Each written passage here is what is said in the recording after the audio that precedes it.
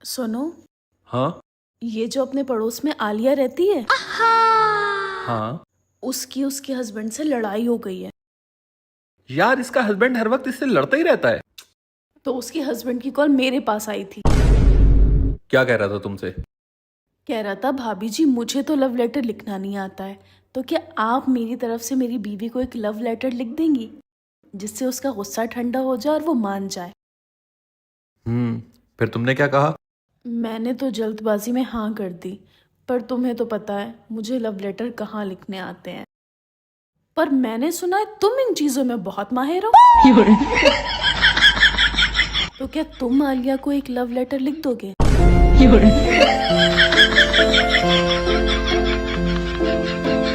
अब तुम इतना कह रही हो तो तो फिर तुम मुझे बताते रहो, मैं लिख रही हूँ। हाँ, लिखो। मेरी प्यारी आलिया। उसके हस्बैंड की तरफ से है ना? तुमसे ज्यादा हसीन आज तक मैंने किसी को नहीं देखा। तुम्हारी आंखें एकदम नशीली हैं, और जब तुम नहा के छत पर अपने बाल सुखाने आती हो और अपने बाल तौलिया से झटकती हो तो वक्त मानो थम सा जाता है। वो लड़कियों को इम्प्रेस करने के लिए बोलना पड़ता है। लिखो लिखो। मुझे मालूम है कि तुम्हारी नई वाली चप्पल तुम्हारे पैरों को काट रही है, इसलिए मैं तुम्हें नई चप्पल ला कर दूंगा। एक मिनट, लेकिन तुम्हें कैसे पता कि उसकी नई वाली चप्पल उसके पैरों को काट रही है? वो मैंने कल उसे घर से निकलते हुए देखा था, तो बेचारी लंगड़ा के चल रही थी, तो मैं समझ गया उसकी चप्पल उसे काट रही है। और उससे पड़ोसी का खर्चा भी हो जाएगा।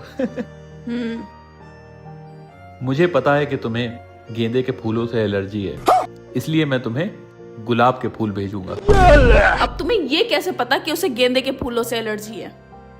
वो परसों अपने साथ एक फंक्शन में गई थी ना, तो वहां गेंदे के फूलों की सजावट थी, तो जैसे ही वो फूलों के पास गई तो उसे छींकें आने लगी, तो मैं समझ गया उसे एलर्जी है उससे। ठीक 3 बजे मैं अपने पड़ोसी के हाथ गुलाब के फूलों का गुलदस्ता भेजूंगा तुम्हारे लिए। तुम क्यों उसके लिए गुलाब के फूलों का गुलदस्ता लेकर जाओगे? अरे, उन दोनों में लड़ाई हो रखी है ना, तो मैं उसके हस्बैंड की तरफ से गुलाब के फूलों का गुलदस्ता लेके जाऊंगा ताकि उसका गुस्सा ठंडा हो जाए। एक बात कान खोल कर सुन लो, कहीं तुम उसका गुस्सा ठंडा करते करते मेरा ना बढ़ा देना। नहीं नहीं नहीं, भरोसा रखो मुझ पर।